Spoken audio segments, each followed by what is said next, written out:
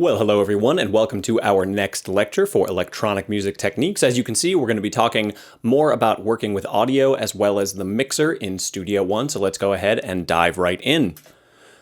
On the agenda for the day is signal flow, gain, and metering. We'll talk a bit more about the mixer in detail, as well as some global parameters that we might want to use and control in Studio One. So let's go ahead and dive right into our agenda.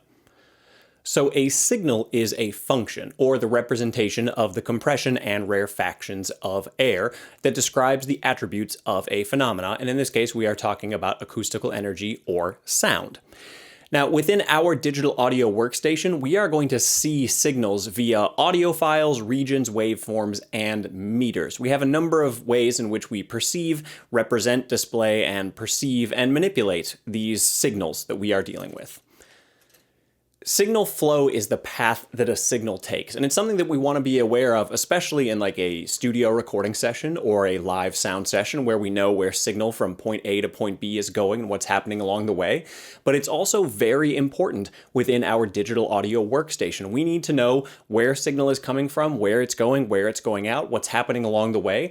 If we are unaware of those things, we can run into problems with how we are processing audio and creating music. So a very diligent approach is very pragmatic and useful and can really help us get the most mileage out of any of our creative sessions within Studio One or really any creative musical application.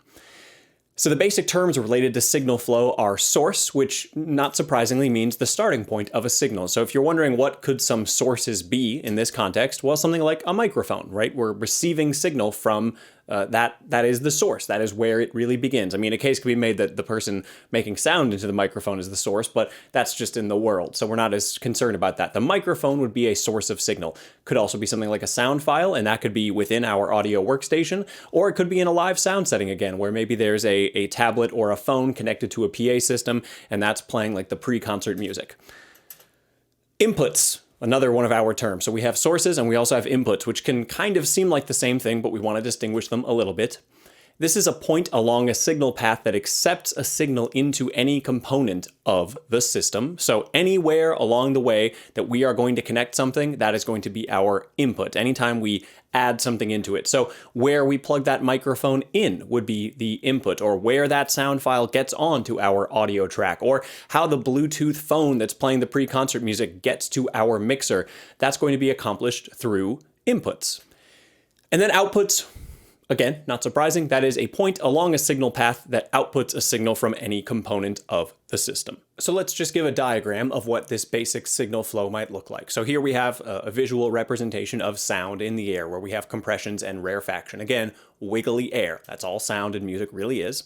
We would send that to something like a microphone that would capture that signal, and then we're going to probably send it into something like a mixer or some other device that's going to receive that input. Then it's going to go to something like an audio interface. Now I'm showing the PreSonus audio box here because that's a common low-cost device that a number of you may have used or might even have yourself. That's going to be where we convert that analog information into digital information. So it is our ADC, as we commonly abbreviate. That is the thing that takes voltage and converts it into digital bits for us. We're then going to send that into our computer, which not surprisingly will be running our software, in this case Studio One. So we are receiving digital information from our audio interface that our computer is now interpreting as useful information that our software can make sense of, in this case as sound and music. And then it's actually going to go right back out to the interface, because if we're connecting an interface via something like USB, that can have audio going in and out, at which point it could then connect potentially to a mixer if we wanted it to, some other place to attenuate the overall output signal, and then really it's going to be perceived by the ear. It's going to go out to, well, I guess maybe a speaker could be included, but really after we've turned it back into analog information, so our audio interface there in the bottom row is going to act as a DAC, a digital to analog converter. It's doing both things potentially, sometimes even at the same time. It's going to take the digital information out of our software, in this case Studio One, and it's going to convert it back into voltage that we can send to something like a mixer, which can go to a speaker, which can have cones that push air back and forth, which can make our eardrums wiggle back and forth, and we're going to have sound and music. This signal flow that I'm outlining here is a very common signal flow for a lot of creative work in the world of audio and music, so it's worth having this in mind. Let's jump to a slightly different topic and let's talk about meters, which we briefly hinted at a little bit before. So meters provide a visual representation of the amplitude of an audio signal at a point within a signal path. It's important to recognize that when I say this is at a point, I'm being serious, that meters don't represent the entire average of sound for the most part. Usually they are showing us sound at a representative instance. We will examine and explore different forms of metering within Studio One, but remember that visual feedback is often more important than what your ears are telling you. So as we explore more meters, and we'll look at some today, even in Studio One, keep in mind that they give you an objective view of something. Your ears might not. The speakers you have might not be giving you a clear representation, or where you're sitting in the room, or the room itself. All these things are going to color your sound. But a digital meter is going to be objective. It doesn't mean it tells you everything and you want to use it in tandem with your ears, but metering is very, very important for us to get some degree of objective data with the signal flow that we are dealing with at that moment.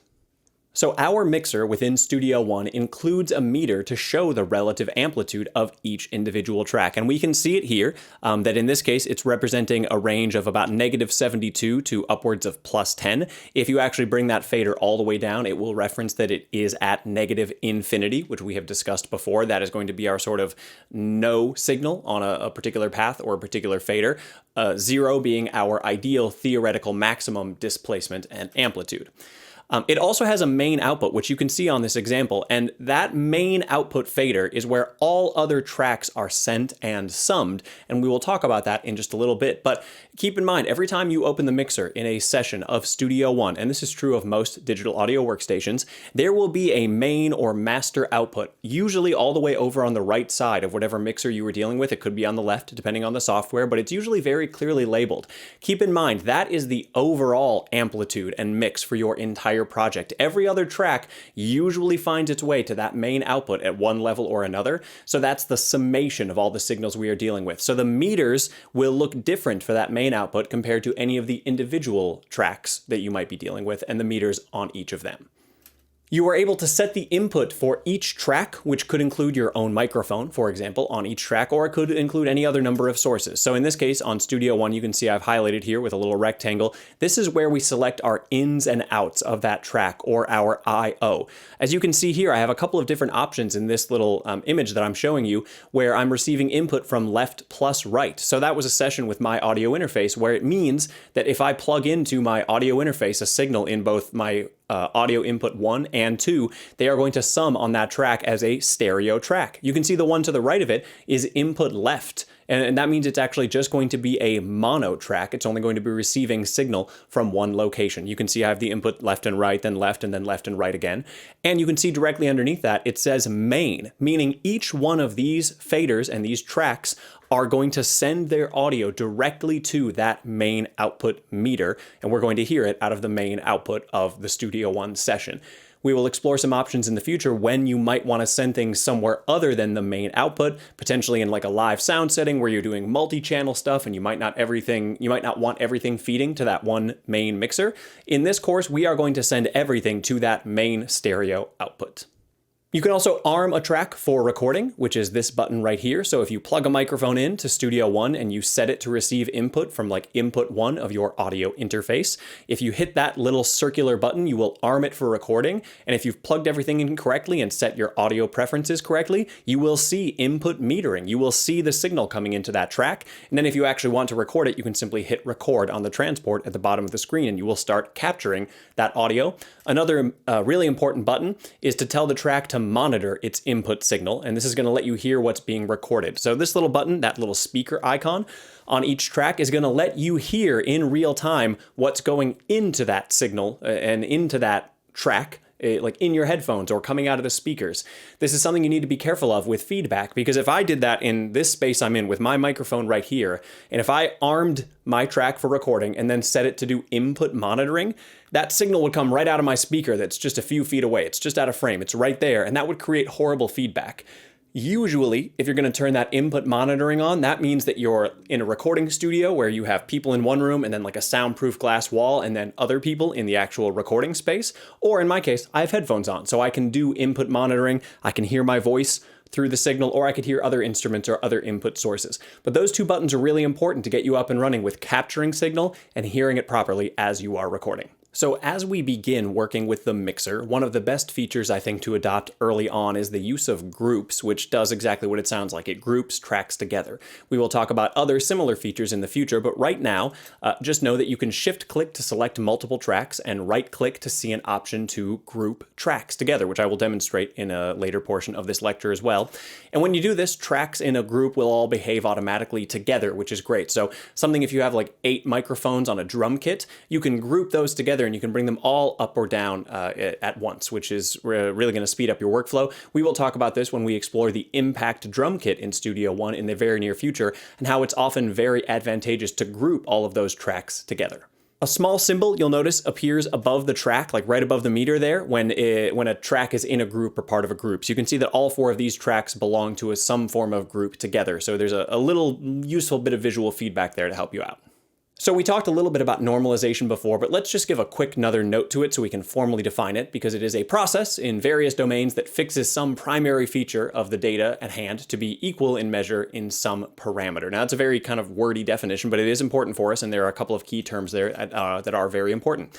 Because for audio, when we normalize the amplitude of an audio file by increasing the gain by a fixed amount for the entire audio file, such that the loudest amplitude in the audio file will be the loudest possible amplitude that can be represented by the audio system, or taking it up to 100%. As you will see in some pieces of software, when you normalize things, you can set a level to normalize. You can say, like, set the max peak to -6, so it's not going to quite reach all the way up, but it's still going to bring everything up in that equal amount. In Studio One, in the file editor where I showed you before, if you click that little action button and normalize an audio region, it's going to bring it to the loudest possible setting. It's going to take the highest peak of that sound file that you're dealing with, and it's going to raise the gain so that it's right at 0. It's not going to clip, but it's going to make it as loud as possible. Normalization occurs in the sound file editor, which is something I had shown you briefly before. Now, here on the left versus on the right, I have 2 examples of the same audio file. On the left, we have the original version, and on the right, we have the normalized version. And as you can see, the amplitude curves have gone significantly higher. We have just raised the overall gain of this clip, which can be very useful for us. So why? Why would we do this? Why would we normalize?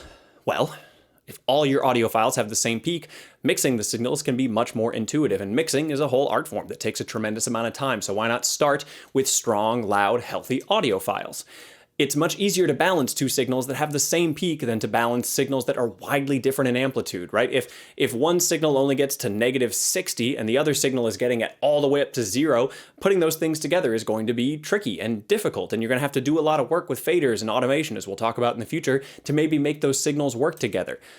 In other words, imagine having a really quiet audio file and having to mix all the files down to match it. That's difficult than having all nice, strong signals to mix. If we normalize everything, you'll have better proportions between all the audio as you start putting them into a single session. And lastly, humans do tend to like their music louder. There's some great examples where people are asked to compare mix A versus mix B, and nothing changes other than they just turn one of the mixes up, and people say, oh, that mix is so much better. We really do like things reasonably loud. Not too loud, don't hurt your ears, don't damage them, but just know that we do often like things loud.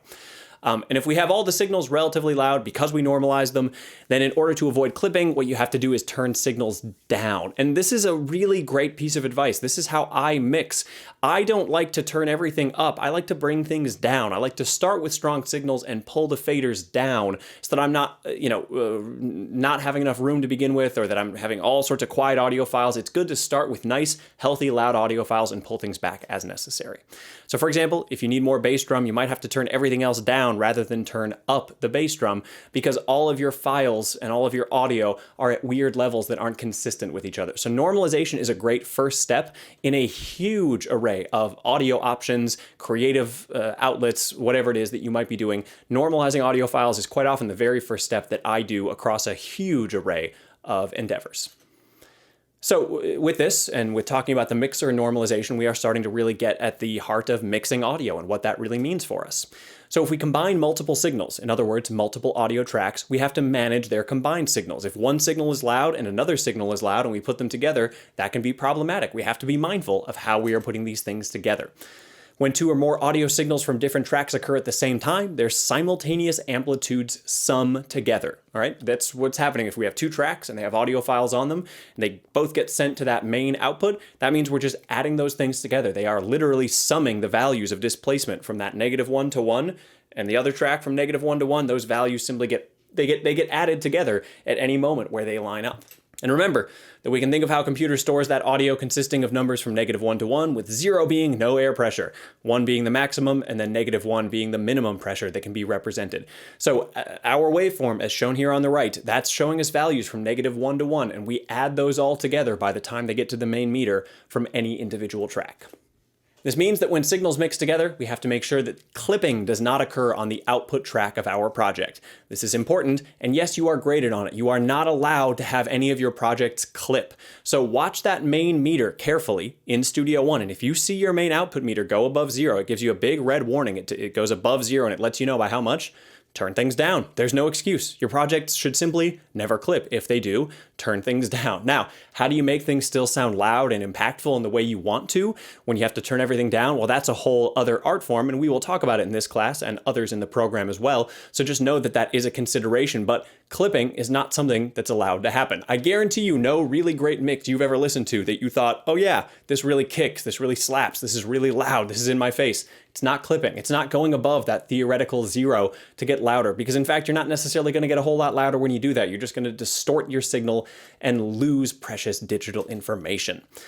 So clipping is more likely to occur when the signals that are mixed together contain strong amplitudes in the same frequency region or regions. So if you have a lot of mid-heavy stuff mixing with a lot of other mid-heavy stuff, just know that you're going to have a harder time getting those signals to sum together properly without clipping on the master output. So in sum, when signals are mixed together, their simultaneous amplitudes, the samples, are added together. We talk about that, 44,100 samples per second. If I'm 100 samples in 1 second on one audio file and 100 samples in on the other, just add those samples together. And if they exceed a value of 1, they are going to clip, and you're going to have to pull something down to allow them to coexist together. Scaling a signal is multiplying the signal by a constant or smoothly changing value in order to turn up or down the volume of a signal. So note that I put scaling in bold because that's an important word that we want to have in mind. In a car or on an iPhone, an iPod, a device, whatever it is you might be listening to, you have that volume knob, right? Most devices have a knob that lets you just turn volume up or down. That's an example of scaling a signal. We're not changing the signal itself, right? We're just scaling how much of it is going from A to B and how loud it is going to be for us. What scales the signals in Studio One? You might be able to imagine, but it's the faders on each of those channel strips. That big fader that goes from about -60, or at least it shows -70 something. Really, it goes all the way down to -infinity, and then it shows that it goes up to +10. That's going to be the fader that we move up and down to scale our signal to make it louder or quieter. So, some math reminders about how this works. Remember that when you multiply any number by 0, you get 0, and if you multiply anything by 1, you get that number. So therefore, we can think of the range of the values that we scale audio signals by a number between 0 and 1. If we multiply by 0, we're turning that fader all the way down. If we multiply by 1, we're leaving the fader where it is. Somewhere in between is going to take that signal down, or if we multiply above 1, it's going to increase that signal beyond its original value.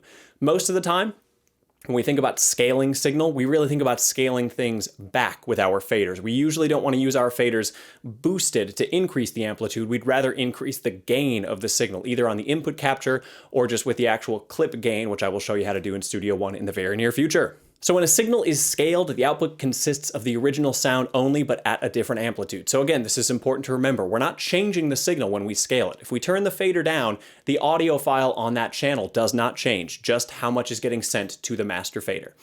Now, in digital audio workstations, the 0 to 1 is typically converted to decibels, which are typically displayed as -infinity to 0 or slightly higher, as was mentioned on those channel strips. And as I said before, in Studio One, it's -infinity to about +10 decibels. So let's talk about a few other concepts and terms related to mixing before we dive into Studio One. So masking is a super important concept, and it means that sometimes more is less, because masking occurs when sounds have similar frequency components. When this is the case, only the louder of the two similar frequency components is audible to the listener. That means one sound is getting in the way of another. A good thing would just be two people speaking right in the same frequency range, it's difficult to hear both of them because they're in the same frequency range. The quieter of the two is covered or masked. That's what it means to be a masked sound. Some other sound is covering it up. And just know that low frequencies tend to mask frequencies more effectively. So if you have a lot of low end in your mix, there's a very good chance that's going to cover up a lot of the mids and brightness that you might want, because those low sounds acoustically mask higher sound. It's more likely to occur that way.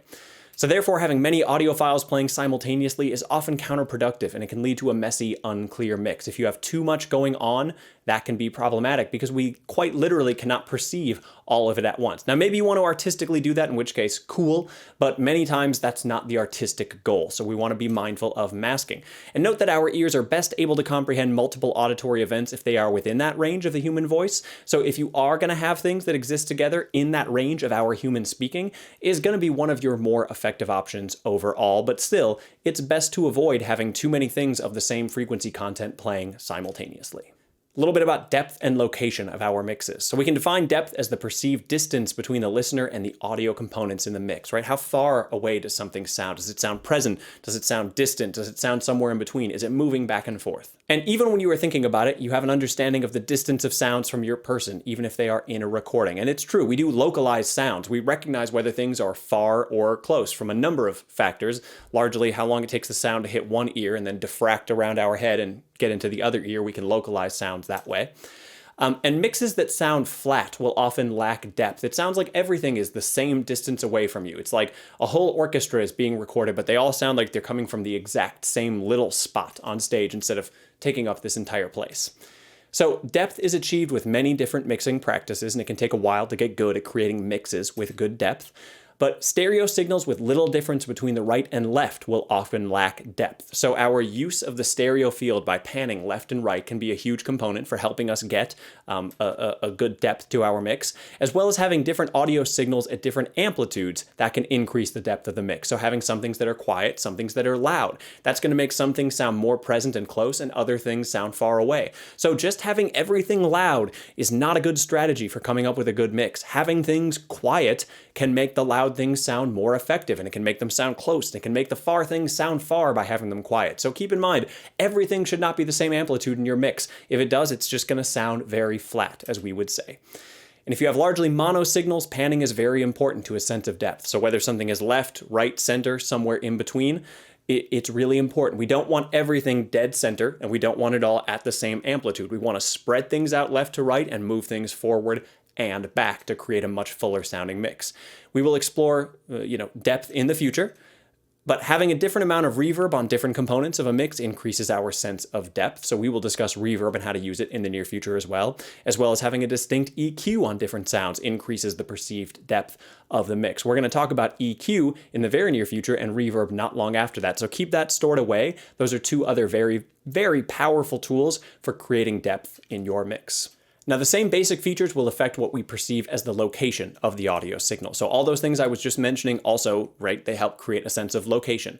And note that panning is more effective, meaning it results in more precise localization of the audio signal when you pan mono as opposed to stereo audio files. If you have a stereo audio file, the need to pan it is not necessarily as profound because it already sort of lives within a left to right space, though that doesn't mean you can't and shouldn't pan it. But if it's a mono sound, if it's one microphone recording one signal and it's just on one fader, and if you didn't pan it, it would just come out equally out of both speakers, panning is very effective, and it's our friend for giving that sound some degree of space relative to other sounds. If every sound is just coming out of both speakers at the same amplitude, our mix will sound tremendously flat, because that's not how sound works in real life. We don't hear everything coming from one same point. Things are all around us. So even though it's only two speakers and we're only dealing with stereo, we can really create a sense of depth both left and right and forward and back. Just a little bit about mastering. So mastering a mix is an art of its own, as you could imagine, just as mixing is. Note that the term mastering generally applies to something like an entire album, can apply to individual songs. And the most significant parts of mastering are adding EQ to the output track, a master EQ, adding dynamics processing to the output track, things like compression, which we will also talk about in the not too distant future, adding reverb to the output track, And potentially, in addition to dynamics processing, where I said compression, we could also do something like limiting. We will cover EQ and dynamics processing later in the semester. In fact, we're going to talk about EQ in the very next module as well. So keep in mind, we're not far from these things, and dynamic processing is not far away either. And mastering is a term that often gets, I think, used incorrectly. So often people think mastering just means like make something louder. Mastering really means getting that product ready to distribute for a particular source. So it's possible that you would master a track differently for the iTunes AAC file compared to how that track is going to sound on YouTube, because you're aware of its compression algorithm and the means that people are going to listen to those things. So just keep in mind that mastering does not just mean make the thing the loudest that it can possibly be. That might be part of it, but it really means getting ready to send out into the world. So this class is not going to focus in depth on mastering, but I will show you some techniques within Studio One to take your whole project and get them ready to ship out into the world, because Studio One comes with a pretty solid mastering suite that other digital audio workstations currently, at least a number of them, don't have, and especially not to the extent that Studio One does. So lastly, we want to mention global parameters, but rather than show you in this capacity, let's go ahead and dive right into Studio One to show you a few global parameters, and then we'll demonstrate some of these ideas I've been talking about with the mixer. All right, so here we are in a new blank session of Studio One, and just before we talk about those global parameters, I want to show you just a couple other quick little things that are useful, especially in getting started on your own projects, but as well as some of the projects that we have coming up in this class. So right now I have no audio to work with in this session. There's nothing here. Now, in the past, we have done this sort of drag and drop option where we've gone to Browse, and then we can go to Instruments, PreSonus, and we could drag something again like the MyTi synthesizer if we wanted to. All right. But maybe we don't want to work with a synthesizer. Maybe that's not what we want to have going on. And maybe we want to, I don't know, like record a microphone. So just in case you did not know, there are a couple of ways to add tracks without doing this drag and drop. So one option which exists right here, and we're going to explore these other buttons in a second, but we can always click this little plus button, or as you can see, we can just hit the keyboard shortcut of T, and clicking this or hitting T lets us add an audio track or create any sort of type of track that we might want to deal with. We could give it a name, like maybe I want to go ahead and call it Mic 1, and I can choose whether it's an audio, instrument, automation, or folder. At the moment, we can probably understand that an audio track is just that. It's a track that will contain audio files or let us record audio into it. Instrument tracks, we've already explored a little bit with sample 1, or like the track I just created with the MyTi synthesizer. Automation tracks and folder tracks we will talk about in the future. But I'm going to go ahead and make this an audio track. If you want to add like 20 tracks at once, keep in mind you can do that. You don't have to do this for every track you want to add. If you know that you're going to hook up 20 microphones for a recording session, you can add them all right away. You can choose the color of the track early on if you'd like. You can also choose whether it's mono or stereo. I'm going to go ahead and do mono. If I want to do a preset, this is going to load a bunch of effects on that track, but we're going to save that discussion for the future. The input, in my case, I'm going to select input left because I have an audio interface right here with a few different inputs on it, and my input left is going to correspond to that first XLR input of my audio interface, which is typically the case. And the output, well, my only real option is to go to the main output right now because I haven't created other outputs because I don't need to for any reason right now. And I can select OK, and I can now see that I've created this audio track, and again, I can resize it if I want. I can click right here to change the color. I don't like that default color. How about we go, I don't know, something like this. Now, right now, this track isn't doing anything at all. But as mentioned, I can arm it for recording. And when I do that, as long as my input is set to the correct location, we're going to see metering. Now, in my case, I'm not actually seeing metering just because of the way that I have set up the audio settings to create this video. But I believe that if I go ahead and send this here, now we can actually see that I'm getting audio input in Studio One while I'm talking. But in this case, it kind of creates some delay issues in my headphones, so I'm going to turn it off. So now that we have this track, as a reminder, this is what's going to let me monitor the input or not, so I can hear it in my headphones. In this case, I'm just going to leave it off, and I'm going to go ahead and disarm this track because I don't need to worry about that at this exact moment. In addition to this button here, I can also go to Track, and I can select Add Track. If I want to kind of know exactly what I'm going to create right away, I could add a stereo audio track or add an instrument track. I have some options up there. So keep in mind that is one way to add tracks beyond just the drag and drop option. I'll go ahead and get rid of that. One of your projects that you'll be working on in the near future will be to work with multiple audio files that I provide for you. Now, the audio files I'm going to show you today are not the exact ones you'll be working with, but it's going to be a very similar workflow. So I have some audio files living on my desktop, and I have a couple of options for how I could get them. If you're on Mac or PC, doesn't really matter. I could either open this file explorer, or you could open a Finder window, and you could click those files and drag them in. But I think that's a little it's not very elegant. I think that we can do a little bit better of a job with getting our audio files into Studio One. And I want to do that via the browser. So I'm going to open the browser once again, and we've mostly looked at instruments. But rather than instruments or effects, as we will talk about in the near future as well, you'll notice that I also have options for loops, or in particular, files. And the Files section of Studio One by default includes your desktop, documents, the Studio One folder that's created on your computer, sound sets, and potentially the volumes folder, depending on how you've set up your preferences. I think this is the best way to add files to a Studio One session. So with these icons here, I think this can really speed this process up. So as you can see, if I twirl down the desktop option, I have this 2240 automation folder, which is what this project happens to live in, but I also have this 2240 tracks folder. And as you can see, I have a number of audio files here, and these are the ones that we are going to be working with. So for example, if I select this audio file here, notice I can hit play, and I can actually audition that file if I want to hear what it sounds like before going in. I could do that with other tracks as well. Some of them just simply don't have audio right at the beginning. I can loop these on or off, and I can also tell it whether it's going to play at the song tempo. So this is actually really important. Right now, these audio files aren't sounding correct. That's sounding fast because it's warping the audio file to try to play at my global project tempo down here. So this is a button that I often turn off, and when I play it now, I actually hear the audio file at the proper tempo. So I'm going to shift click and select all of these, and I'm going to bring them in, and notice that each one goes on its own unique track, which is really, really helpful. And just like that, I've got this great multi-track audio session with all of my audio files from a single location. So this is how I tend to bring audio files into Studio One, and I would recommend you try to do something along the same lines. Now, I'm just going to hit play so you can listen, and this is we had heard a bit of this track before on a previous video. We previously heard it with MIDI files, and right now these are audio files where I bounced out each track individually. So let's just listen for one moment.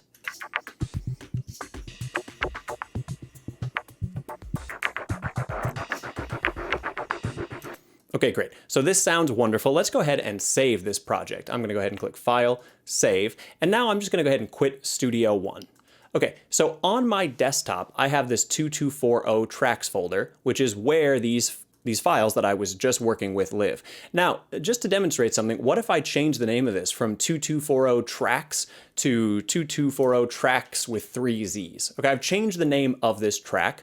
Now let's go ahead and open the Studio One session that I was working on, which is right here, and let's see what happens when we have done this. And again, Studio One is going to load quite a few plugins for me. It might not do the exact same thing for you depending on the computer you are working on. Your startup process might be a little quicker or a little slower. It just really depends. So once this loads, now notice, look, we get this issue here. We get this window, which we have not seen before. I'm going to resize it so you can get a little bigger. You'll notice that these 10 files are missing. That's because I changed the name of the folder that they were living in, and Studio One was expecting to find a folder on my desktop called 2240 track with 1 S, not 3 Z's. It doesn't know that this is the same folder because file architecture is important for computers. So please be mindful of where your audio files live when you are creating projects like this. I think the best thing to do, 9.9 times out of 10, is to have the actual tracks of your project live within the project folder. So for most projects in this class, and for many in other future classes, I would recommend you make a folder called like project number 3, because maybe that's what you're working on. And then I would save your Studio One session or your Pro Tools session or your Premiere Pro session in this folder when you first start the project. So when I'm about to do work, when I'm going to create a project of just about any kind, I do not begin by opening Premiere Pro or Studio One. I create a folder and give it a name, and then I save the Premiere Pro session or the Studio One session in that folder, and then I take all the assets, all the video, all the audio, all the tracks, and I also put them in that folder so that everything is living in the same space on my computer. This is a habit I highly recommend you get into, and in fact, it's one you need to get into for submitting projects in this class, because you are going to submit the whole project folder that will contain all of your audio files and the Studio One session. They can't live in separate places on your computer because you're going to turn the whole thing in. And if I open your Studio One session and I get this issue with unlinked files and they're not living in the folder that you submitted, it's going to negatively impact your grade. So if you do ever come across this on your own workflow, you can select locate file, or you can hit search in folder if you want to do something a bit more broad. It really depends. I'm going to select search in folder. I'm going to go to my desktop and I'm going to select 2240 track with a Z, select folder, and you'll notice that now it says that 10 files were found, and it gives me this little path where it tells me each one has been found. I just have to hit accept on any of them, and it's going to collect and put the rest of them together for me. So now I have my track back and we can hear it.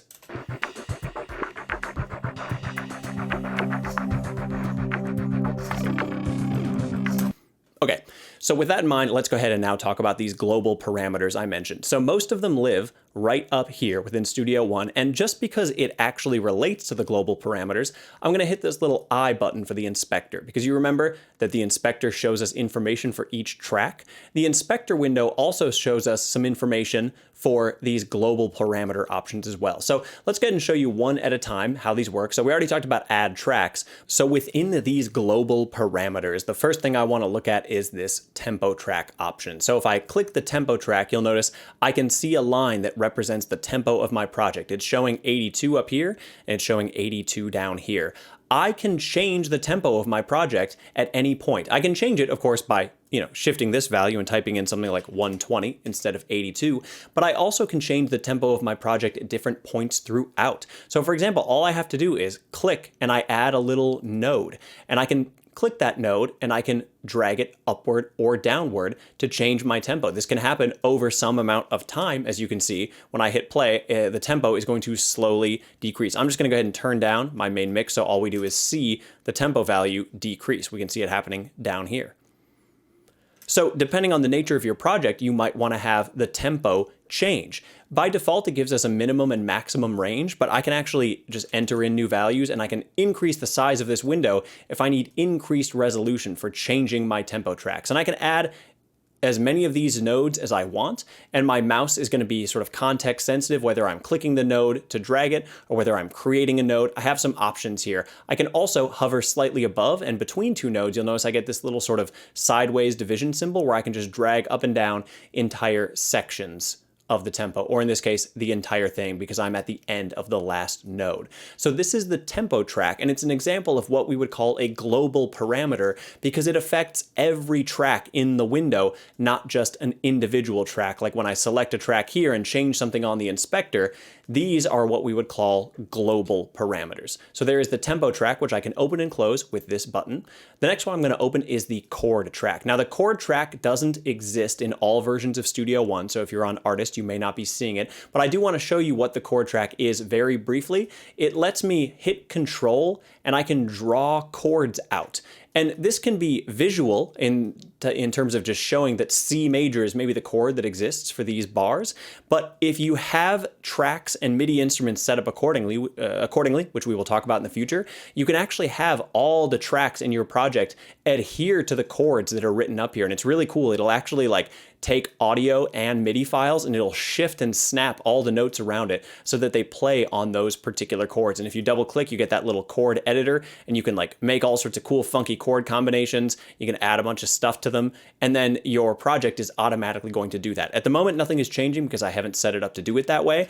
And as mentioned, because that's a feature that's not included in Studio One Artist, it's not something we're going to explore in depth, but I want you to know what that chord track is if it's a button that you see in your version of Studio One.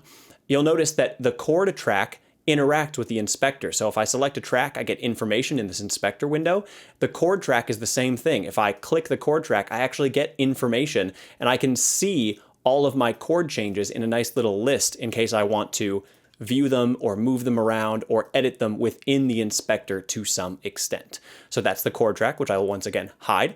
We also have the arranger track, and we also have what we call the marker track. Now, the arranger track, I don't believe is available in Studio One Artist, but that could have changed. So if it is, that's great. The marker track is, and they work very similarly. So for just a second, I'm going to go ahead and hide the arranger track and show you the marker track, which again, right here, I can click on and it shows me in the inspector, the marker track and what I'm doing. And all I have to do is once again, just click somewhere. And if I'm in this marker track, I can move my playhead wherever I'd like, and I can click this little plus button and I can insert markers. So this is really just for visual feedback for you. It's quite often to include things, you can double click to include things like chorus. This isn't the chorus, I'm just giving you a hypothetical example. And maybe this is verse 2. This gives you visual feedback, and you'll notice that by default, the left and right arrow keys on my keyboard jump from one marker to another, which can really help me navigate around the session that I am working with at that particular moment. So it provides great visual feedback. You can see where things are happening within the track you're working on, and it lets you navigate more quickly. And to be honest, just being able to navigate a digital audio workstation quickly can save you a lot of time and stress. Then lastly, I will briefly show us the arranger track. I'll close the marker track. It's very similar, and once again, it populates over here in the inspector. Much like with the chord track, I can hit Control or Command if you're on a Mac, and I can draw stuff. And it lets me sort of have this visual feedback that is the intro. You'll notice I double clicked and it scaled the window, which is really nice. So if I click the intro, it's going to scale whatever that is.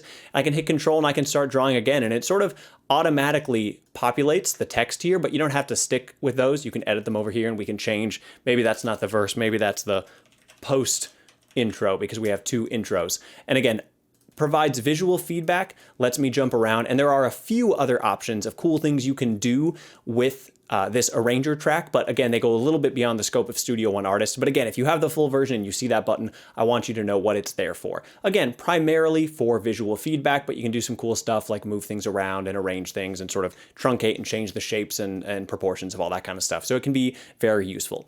So these are our primary global parameters that we are discussing within Studio One. And again, each of these really has an impact on the entire session, not just one track. And then the last one I'll mention is this options button. So this is track sensitive. This isn't necessarily a global parameter, but it can have global influence. So if I select this options, it's pretty cool. So for example, I can select, just to give you one example of what we do here, if I select solo follows selection, and then I get rid of the little gear.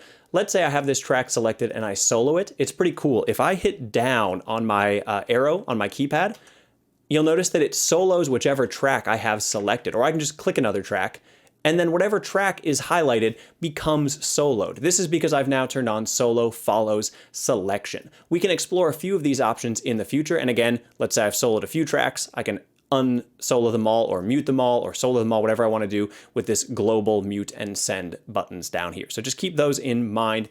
And there are a few other cool parameters that can be really useful depending on the nature of your project. We will explore them as they become particularly useful. So the last thing I want to talk about in this lecture, which was mentioned in the PowerPoint, is the idea of groups. So sometimes we want to make individual adjustments to faders like I have going on here, where we're going to, attenuate this signal and scale the amplitude of each of these tracks relatively. In this case, I've turned them down quite low just to demonstrate. I can also just hit Command Z or Control Z, in my case on PC, to undo changes to those faders, just to let you know. But sometimes it's really handy, particularly when working with like percussion and drums and groups of tracks like that, to put them in a group where you can do controls to all of them at once. So again, if I select a track and then hold down Shift and then click any number of tracks, so in this case, let's go ahead and do these 4, I can right-click anywhere on one of those 4 highlighted tracks, and I can hit Group Selected Tracks, or I could simply hit Control-G or Command-G on Mac. And when I do that, it gives me the option to name them. Let's go ahead and name them Awesome Sauce.